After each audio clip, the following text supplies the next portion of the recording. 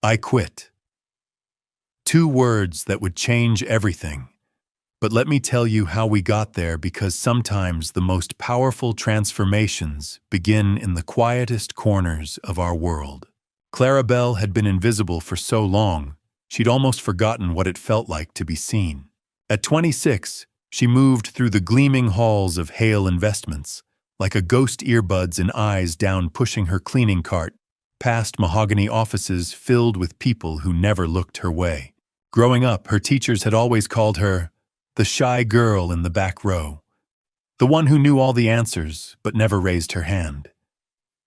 Even now, colleagues in the custodial department barely knew her name.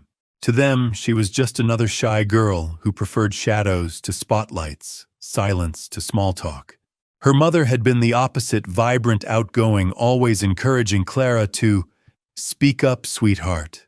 The world needs to hear your beautiful mind. But after her father's cancer diagnosis, Clara had retreated further into herself. Someone had to be practical, had to sacrifice dreams for medical bills. The shy girl who once wrote stories for the school newspaper became the young woman who cleaned offices to keep her mother in decent care. The 38th floor was different, quieter, sacred almost. This was where Dominic Hale worked, the CEO who arrived before dawn and left after midnight, the man whose corner office overlooked all of Manhattan but felt more like a fortress than a kingdom. That Tuesday night, Clara thought the building was empty. She'd switched shifts with Maria, who had a sick child at home.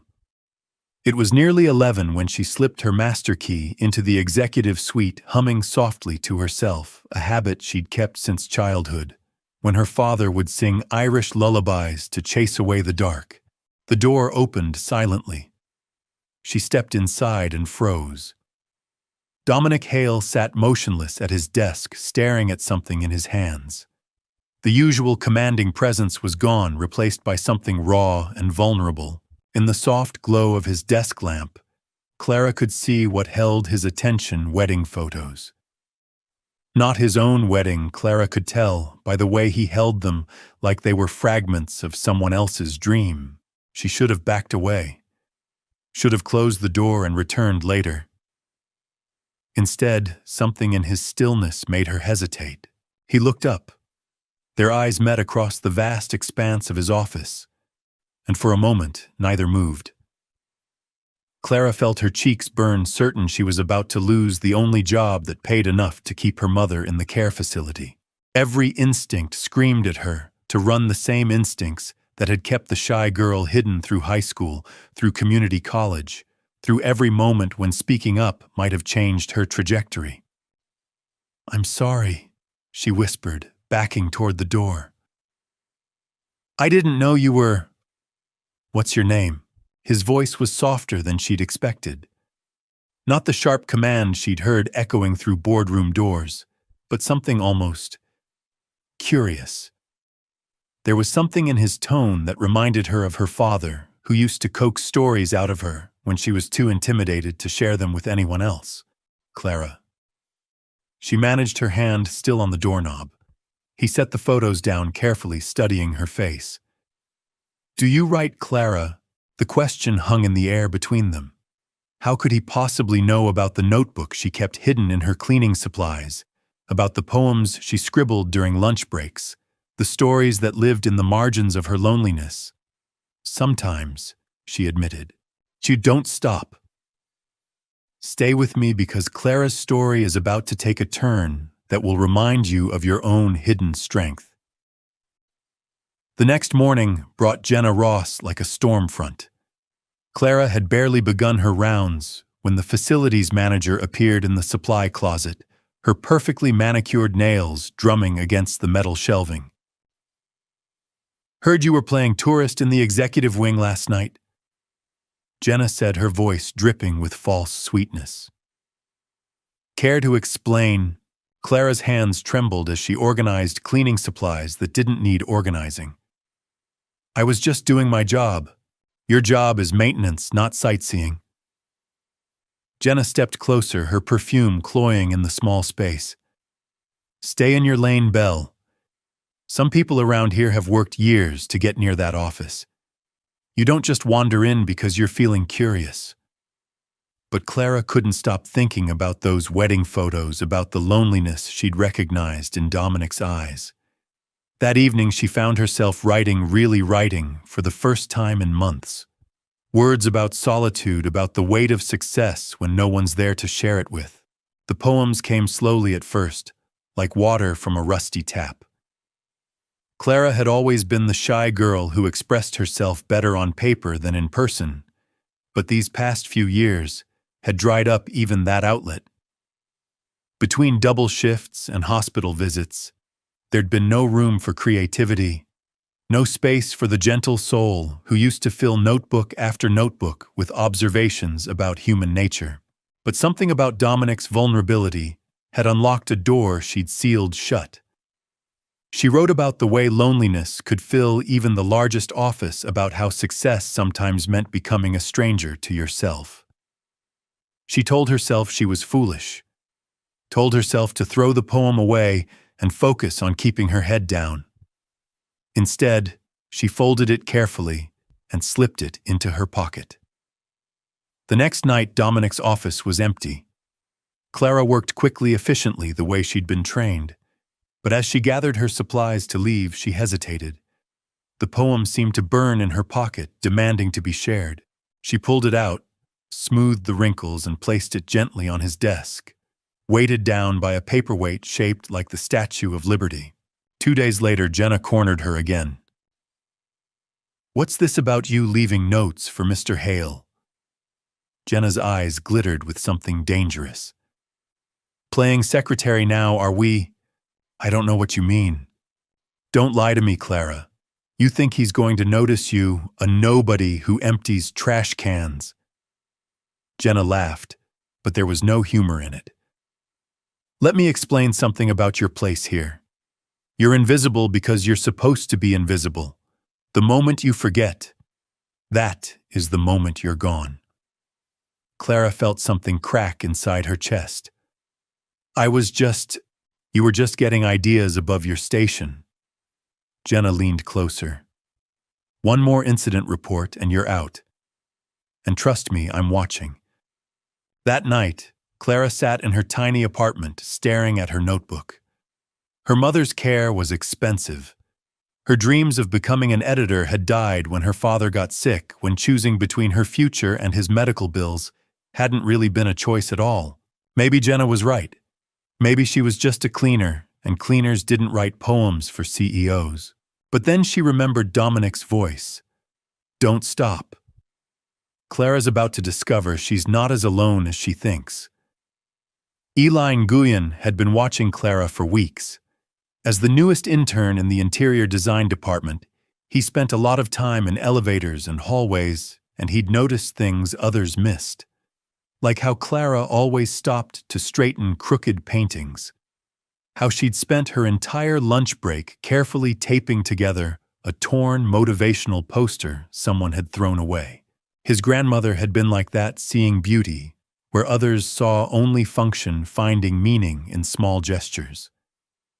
She'd also been the girl in her Vietnamese village who'd never learned to speak up for herself, even when she had important things to say.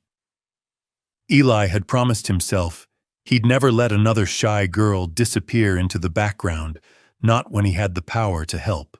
There was something about Clara that reminded him of her, the quiet strength, the way she saw beauty, where others saw only function.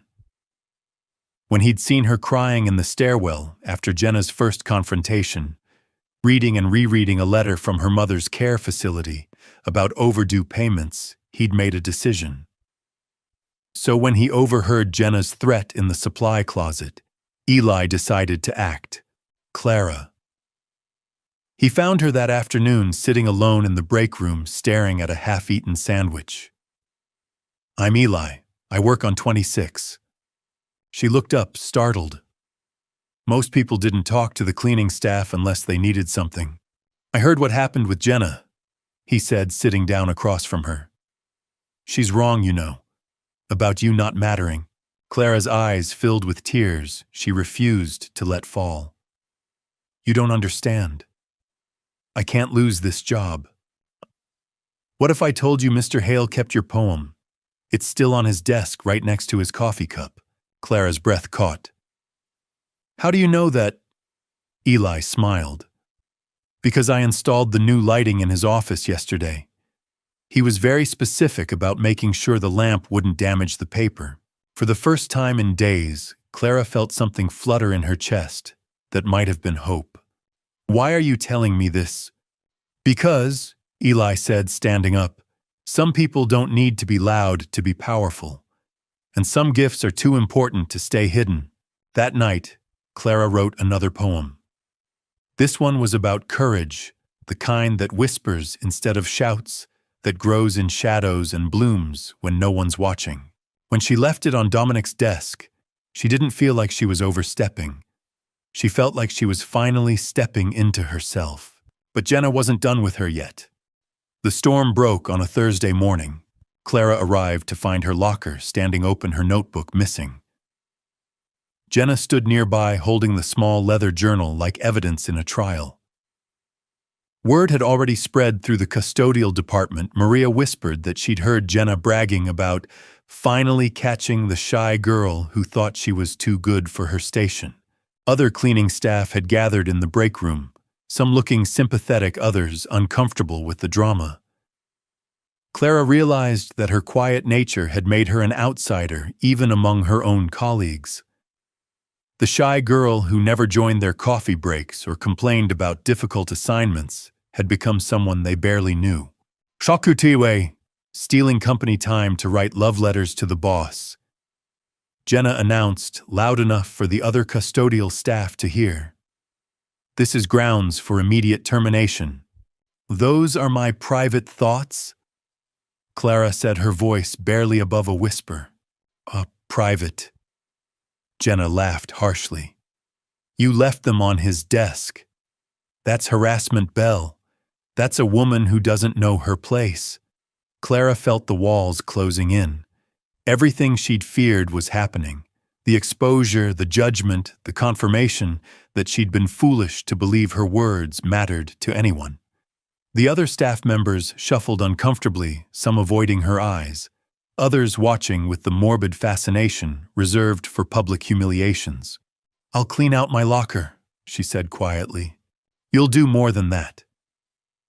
Jenna's smile was cruel. You'll write a formal apology to Mr. Hale for your inappropriate behavior, and you'll do it now in front of everyone. The words hit Clara like a physical blow. An apology for what? For seeing another human being's loneliness and responding with compassion. For believing that connection could happen across class lines. For daring to think her voice might matter. Something shifted inside her, not the familiar retreat into silence, but a different kind of quiet. The quiet of someone who had finally reached their limit. No. Clara said, her voice steady for the first time in the conversation. Jenna blinked, clearly not expecting resistance. Excuse me, I said no. Clara stood straighter, feeling years of diminishment fall away like old skin. I won't apologize for being human. I won't apologize for treating another person with kindness. And I won't let you humiliate me for doing something that hurt no one. The break room had gone completely silent. Maria stepped forward, her voice shaking but determined. Clara, she wrote a beautiful poem about my grandson's graduation.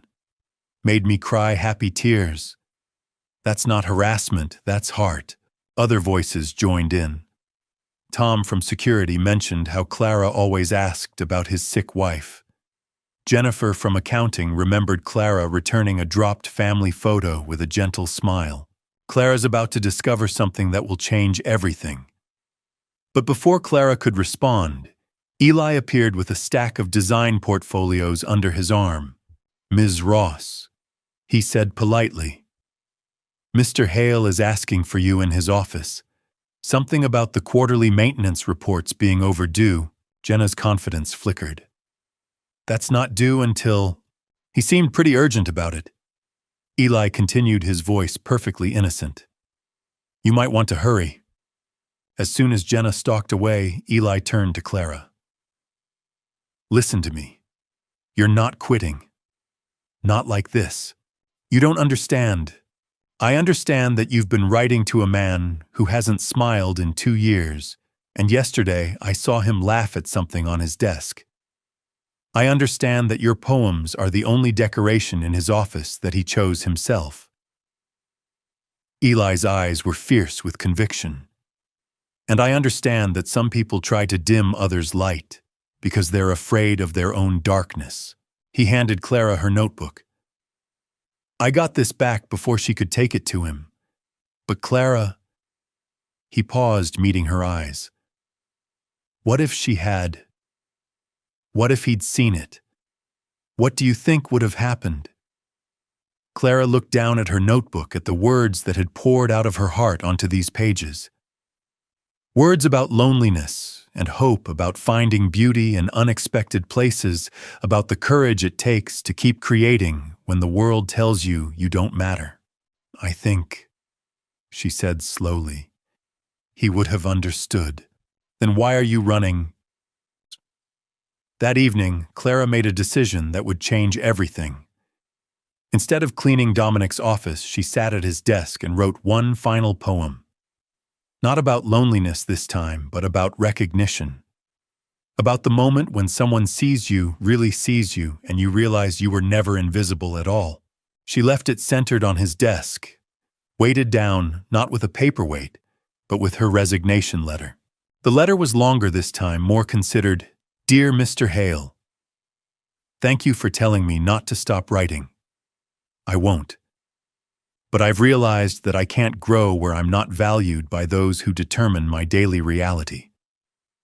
Your kindness gave me something I'd forgotten I deserved: respect. I hope to carry that forward into whatever comes next. I resign my position effective immediately, but I wanted you to know that your few words of encouragement meant more than you could possibly know.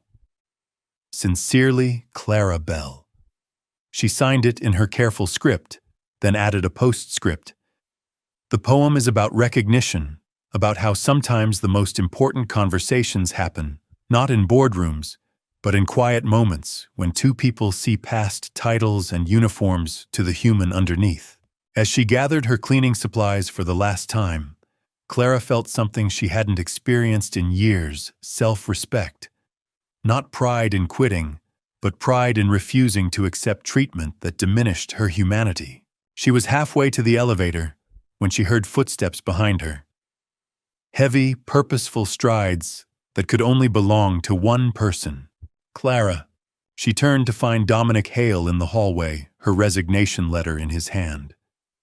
But there was something else. He wasn't alone. Behind him stood a woman Clara had never seen before. Elegant, professional, carrying herself with the confidence of someone used to being heard. This is Patricia Chen, our Director of Human Resources, Dominic said. We need to talk. All of us. In the elevator ride to his office, Patricia spoke for the first time. Clara, I've been reviewing the incident reports from today. What happened in that break room was completely unacceptable, and I want you to know that Jenna Ross will face serious consequences for her actions. Clara blinked in surprise. How did you... Eli Nguyen submitted a formal complaint, complete with witness statements from your colleagues. Patricia continued. This isn't the first time Ms. Ross has created a hostile work environment, but it will be the last.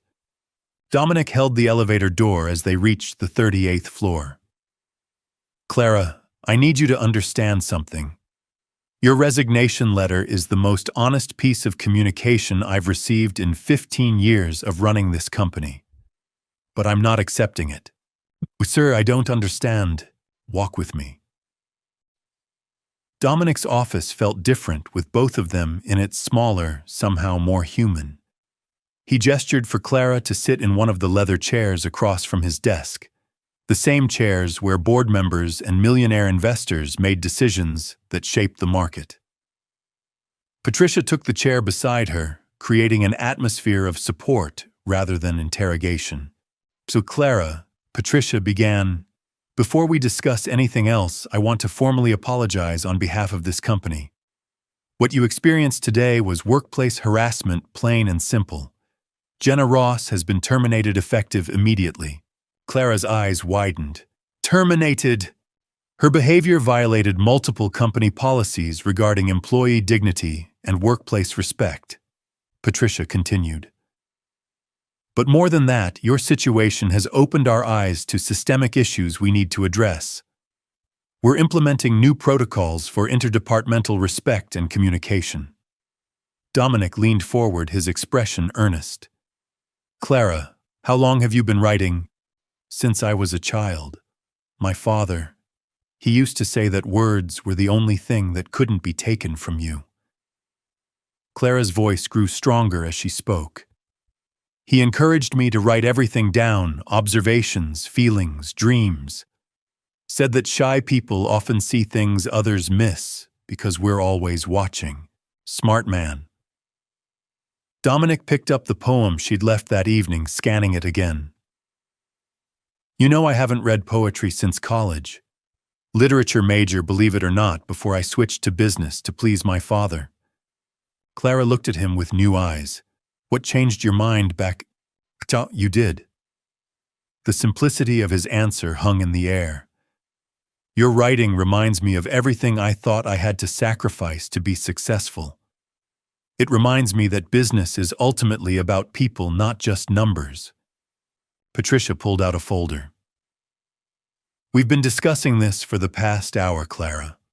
We want to offer you a position in our corporate communications department, but we want to do it right." She spread out documents on the desk.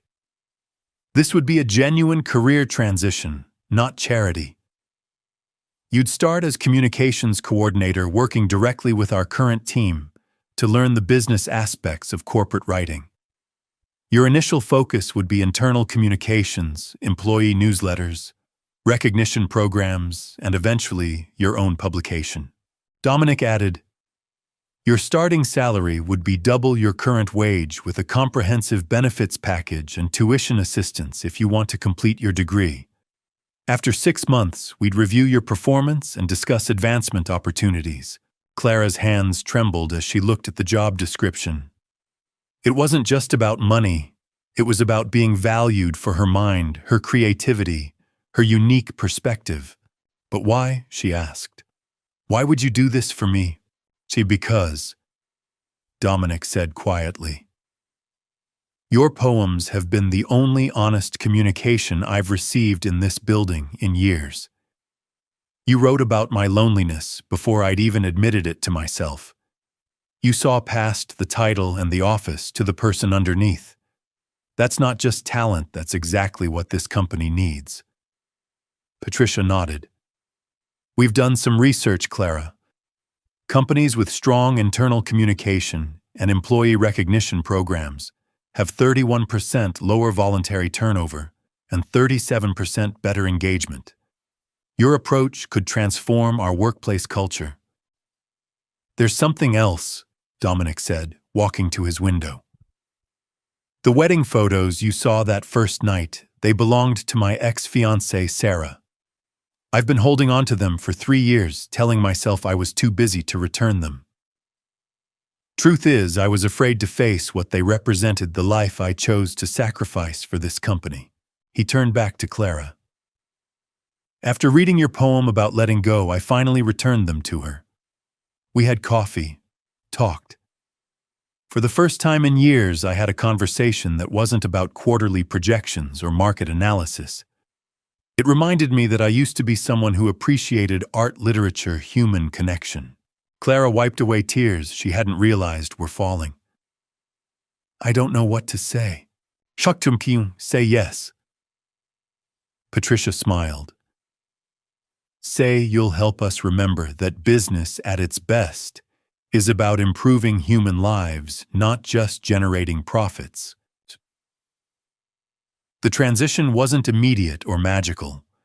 Clara spent the next month working with the communications team, learning about corporate voice publication timelines and employee engagement metrics. She discovered she had a natural talent for translating complex business concepts into human terms, for finding the story within the strategy. Her first, Notes of Humanity, publication featured 3 pieces: a poem about dignity in all work her own, a reflection on mentorship from Patricia, and surprisingly, a piece from the night security supervisor about finding purpose in protecting others' dreams while they slept. The response was overwhelming. Employees who had never spoken to each other began sharing stories in the hallways. Departments started requesting Clara's input on team-building initiatives. The company's internal satisfaction scores rose for the first time in 5 years. But perhaps the most meaningful response came from her mother. When Clara visited the care facility with a printed copy of her publication, she found her mother showing it to everyone: nurses, other residents, visitors. "My daughter, the writer." Her mother beamed, tears in her eyes. "I always knew your words would touch hearts." 6 months later, Clara's performance review came with a promotion to senior communications specialist and an announcement that surprised everyone: Dominic was launching a foundation focused on workplace dignity initiatives with Clara as the lead content developer. "You've taught this company something invaluable," he told her during their monthly coffee meeting, a tradition that had evolved from professional check-ins to genuine friendship. "You've shown us that when people feel seen and valued, they don't just work better, they become better versions of themselves." 3 months later, Notes of Humanity had become the most read publication in Hale Investments' history. Employees from every department submitted stories, poems, and reflections. The maintenance staff wrote about finding beauty in keeping spaces clean. The security guards shared observations about the human dramas that played out in their lobby each day. Even the executive team contributed pieces about leadership and vulnerability. The transition hadn't been without challenges. Some employees had initially been skeptical about the cleaning lady turned writer, whispering about favoritism and questioning her qualifications. But when the first Notes of Humanity was published, featuring a poem about dignity in all work, alongside a piece by a senior analyst about learning humility, the whispers had changed tone. Maria from Custodial had been the first to submit a story about immigrating to America and finding pride in honest work. "Clara," she'd said, tears in her eyes, "you made us visible." Clara's office was on the 26th floor with a window that faced east toward the sunrise. Eli had helped her design the space: warm woods, soft lighting, and a wall dedicated to submissions from employees across the company. The transition had been gradual: 2 months of working part-time while training with the communications team, learning about corporate voice and publication standards, discovering how to balance authenticity with professionalism. "You know what's funny?" Eli said, hanging the latest batch of printed submissions on the inspiration wall. "Jenna applied for a transfer back here last week." Clara looked up from her computer, where she was editing a piece about workplace dignity submitted by one of the security guards. Really? Apparently our downtown office doesn't appreciate her management style either." Eli grinned. Mr. Hale personally denied the request. That must have been satisfying for him. "See, I think he's learned that satisfaction comes from building people up, not from wielding power over them." Clara nodded, returning to her work. The security guard's piece was beautiful, a reflection on how greeting people with genuine warmth could change their entire day. She made a note to feature it prominently in next week's publication. Her phone buzzed with a text from the care facility. Her mother had been asking for her poetry again, wanting to share Clara's published work with the other residents. It was a small thing, but it filled Clara with a warmth that no salary could match. Clara's story is about to come full circle in the most beautiful way. That afternoon, Dominic stopped by her office, a habit he'd developed over the past month. Not to check on her work, but simply to talk. About literature, about life, about the strange way the universe sometimes puts exactly the right people in exactly the right place at exactly the right time. "I have something for you," he said, settling into the chair across from her desk. Clara looked up, curious. In his hands was a small wrapped box, elegant in its simplicity. "What's the occasion?" "No occasion. Just gratitude." Inside the box was a fountain pen, beautiful, weighted with her name engraved along the barrel. But it was the note accompanying it that made her breath catch. "Jatitur, for Clara, who reminded me that the most important conversations happen in quiet moments, and that sometimes the most powerful voices are the ones that whisper truth instead of shouting opinions. Keep writing. The world is listening. D.H." Clara ran her fingers over the smooth metal, feeling the weight of possibility in her hands. "There's something else," Dominic said. "I've been in touch with a publishing house. They're interested in a collection of workplace poetry, your notes of humanity pieces, along with some of your personal work. They want to call it The Invisible Made Visible." Clara set the pen down carefully, afraid she might be dreaming. A book, with your name on the cover and your voice on every page." Dominic's smile was warm, proud. "They're particularly interested in the anthology aspect, how you've created a platform for voices that usually go unheard." The publishing house had been intrigued by the concept of workplace dignity through poetry, by the way Clara had managed to capture the universal human experience within corporate walls. They saw potential for a series, maybe even a consulting opportunity for other companies wanting to improve their workplace culture. That evening, as Clara packed up her office, she reflected on the journey from invisibility to recognition. It hadn't been dramatic or sudden. Instead, it had been built poem by poem, connection by connection, moment by moment of choosing courage over comfort.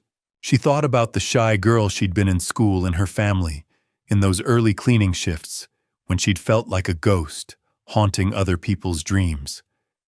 That girl was still part of her, but she was no longer ashamed of her quiet nature. She'd learned that there was power in observation, strength in sensitivity, and that sometimes the most important voices were the ones that spoke in whispers rather than shouts. She thought about her father's words, that words were the only thing that couldn't be taken from you. He'd been right, but he'd missed something important. Words weren't just something you kept, they were something you shared. And in the sharing, you discovered that you were never invisible at all. You were just waiting for the right person to see you clearly. And sometimes, if you were very lucky, that person had the power to help the whole world see you too.